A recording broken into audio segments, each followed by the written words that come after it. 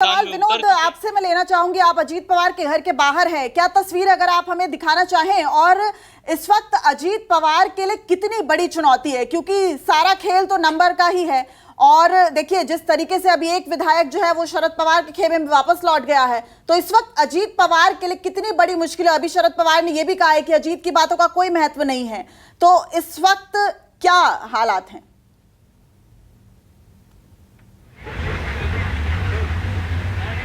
देखिए, मैं अजीत पवार के घर का नज़ारा आपको दिखाना चाहता हूँ। ये देखिए अजीत पवार का ये घर है। लगातार कार्यकर्ता यहाँ पर गुलदस्ते हार लेकर शरद पवार के यहाँ पर माफ़ कीजिए अजीत पवार के घर पर यहाँ पर पहुँच रहे हैं। और अजीत पवार के लिए ये मुश्किल की घड़ी है। और अब कितने विधायक साथ देते, दावा 35 विधायकों का किया गया है और 7 विधायक इनके साथ आएंगे, ये बात वहाँ पर की गई है। कल जो शपथ विधि में मौजूद थे डॉक्टर अमोल कोल्ले जो सांसद, वो वापस लौट चुके हैं। अब देखिए जो दिलीप वलसे पाटिल की बेटी है पूर्वा वलसे पाटिल, उन्होंने भी गुरु पूर्णिमा का ट्वीट किया है। उसमें कहीं भी फोटो नहीं है अजीत पवार का, उसमें फ़ोटो शरद पवार, सुप्रिया सुले और उनके पिताजी का है। तो जाहिर सी बात है, अब लगता ये है कि एक एक कर कुछ ज़्यादा नहीं लेकिन कुछ तो लोग वापस पार्टी में वापस आ सकते हैं। आपने देखा कि शपथ पत्र लाने के लिए कहा गया है। महाराष्ट्र में जो भी एनसीपी के कार्यकर्ता, जो भी पदाधिकारी हैं, उनको सबको शपथ पत्र विधायकों सांसदों को कहा गया कि लेकर आए। 5 तारीख को एक अहम 2 बैठक होने वाली है। एक बैठक एनसीपी का जो सबसे अहम केंद्र होता है यशवंतराव चव्हाण सेंटर, वहाँ पर यह बैठक है।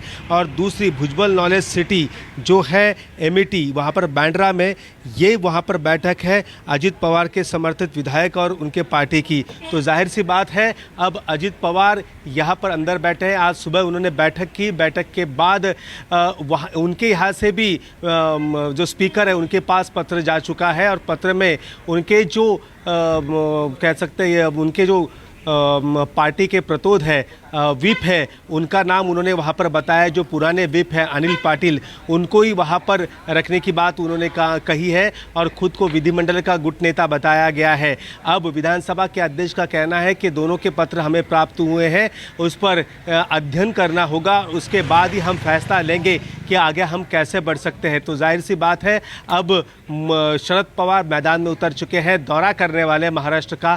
तो जैसे जैसे शरद पवार जितना दौरा करेंगे, उतना अजीत पवार के साथ जो विधायक हैं उनमें कहीं ना कहीं मुश्किलें और बढ़ती जाएंगी। लेकिन विनोद, इन सबके बीच एक सवाल बड़ा अहम हो जाता है। वो सवाल पब्लिक के दृष्टिकोण से, क्योंकि पिछले 4 सालों में जो हुआ है वो महाराष्ट्र के सियासत में इस तरह इतने बड़े घटनाक्रम नहीं देखे थे। शुरुआत 2019 से हुई थी। सुबह सुबह देवेंद्र फडणवीस और अजीत पवार ने शपथ ले ली थी, फिर अजीत पवार लौटे थे और महाविकास अघाड़ी का आया था, फिर शिंदे ने धोखा दे दिया, फिर 2 शिवसेना हो गई, अब 2 एनसीपी हो गई।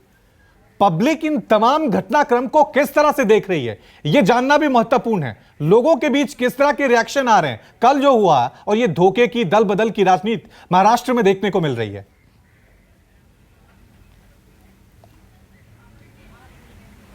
देखिए, सबसे पहले जब एकनाथ शिंदे ने अपने पार्टी से अलग होकर अपनी अलग पार्टी मतलब शिवसेना पे दावा किया, वो मुख्यमंत्री बने, उसके बाद महाराष्ट्र की जनता को उनका ये कदम खास तौर पे ज़्यादा पसंद नहीं आया और उद्धव ठाकरे की तरफ सिंपत्ति वहाँ पर बढ़ती हुई दिख रही थी। लेकिन एक एक कर उद्धव गुट के जो लोग हैं, जो विधायक है या फिर नेता है, वो एक एक शिंदे कैंप में वहाँ पर शामिल हो रहे हैं। महाराष्ट्र की जनता को इस प्रकार की राजनीति ज़्यादा पसंद नहीं है। अब देखिए, एक वो हो गया, अब दूसरे, अब एनसीपी के 2 टुकड़े हो चुके हैं। ग्रामीण महाराष्ट्र की अगर बात करूँ तो ग्रामीण महाराष्ट्र की जो जनता है वो ये सब राजनीति ज़्यादा पसंद नहीं करती। हालांकि अब चुनाव आने वाले, देखिए महाराष्ट्र में है ना, एक पार्टी की सत्ता अब कभी भी नहीं आ सकती, क्योंकि एक पार्टी के बहुमत यहाँ पर नहीं मिल सकता। क्योंकि यहाँ कई ऐसे बड़े नेता हैं जिनकी खुद की संस्थाएँ हैं, कोई एजुकेशन सम्राट है, तो कोई चीनी मिल का मालिक है, तो किसी के डेयरी प्रोडक्ट है। ऐसे अलग अलग उनकी खुद की वहाँ वहाँ पर वोट बैंक है तो वो जीतने में अपनी ताकत वहाँ पर रखते हैं। एक पार्टी की लहर आएगी। आपने देखा 2014 में भी लहर थी नरेंद्र मोदी की, फिर भी महाराष्ट्र में भारतीय जनता पार्टी को पूर्ण बहुमत नहीं मिला था। 2019 में भी यहाँ पर शिवसेना बीजेपी एक साथ लड़े थे, फिर भी भारतीय जनता पार्टी 105 के आगे नहीं गई। तो जाहिर सी बात है महाराष्ट्र की जनता को ये जो कदम नेता उठा रहे हैं, अपनी पार्टी को छोड़े अपनी पार्टी के दो पार्टियों में टुकड़े कर रहे हैं, वो महाराष्ट्र की जनता को फिलहाल पसंद नहीं आ रहा है। लेकिन ये कब तक माना जाएगा जब तक वोट नहीं डाले जाते।